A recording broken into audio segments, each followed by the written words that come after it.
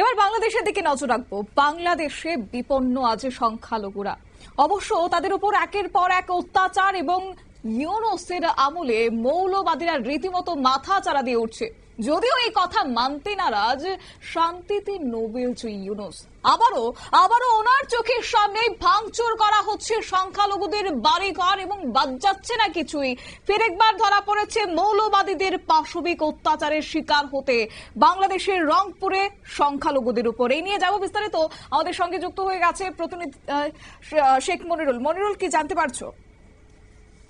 দেখো, মিথ্যা ধর্ম অবমাননার অভিযোগকে কেন্দ্র করে গতকাল রাত থেকেই কিন্তু উত্তপ্ত হয়ে ওঠে বাংলাদেশের রংপুর বিভাগের গঙ্গাচড়া উপজেলা বেদগাড়ি ইউনিয়নের আলাদপুর গ্রামে সংখ্যালঘুদের উপর অর্থাৎ হিন্দুদের উপর আক্রমণ চালায় সেখানকার মৌলবাদীরা।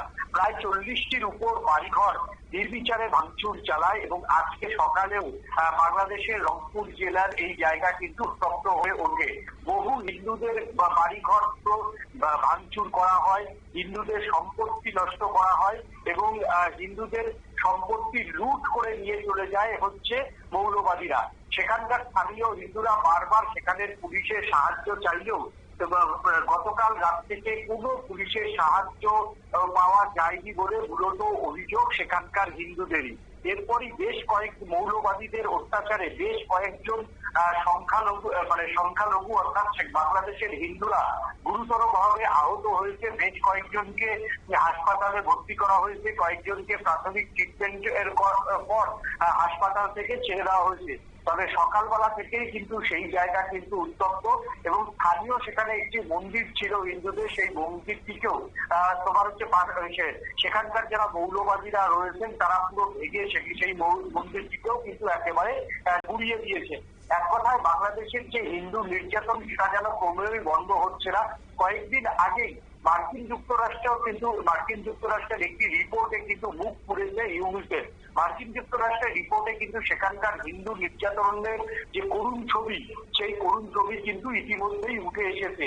তারপরেও ইউনূস সরকার বা ইউনূসের পুলিশ যে সেই রিপোর্ট কর্ণপাত করছে না, সেটা রংপুরের গতকালের ঘটনাই আরো একবার প্রমাণ করে দিল। এবং রংপুরের এই ঘটনাতে আজকে সকালবেলা সেখানকার হিন্দুরা বেশ কয়েকজনের নামে তারা এফআইআর করতে গিয়েছিল, কিন্তু সেখানকার হিন্দু নেতাদের অভিযোগ পুলিশ সেই সমস্ত মৌলবাদীদের নামে কোনো এফআইআর নেয়নি বলেও তাদের কিন্তু অভিযোগ।